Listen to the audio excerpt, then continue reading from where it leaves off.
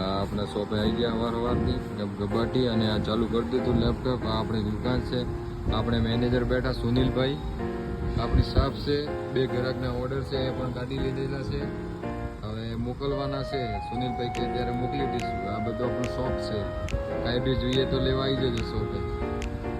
ઘરે ગયું હતું એને માલ કાઢી લીધો. આપણે બસનું ઘરે ગયું હતું એનો માલ કાઢી લીધો. પાર્સલ પેક કરીશું. આપણે શોપ છે.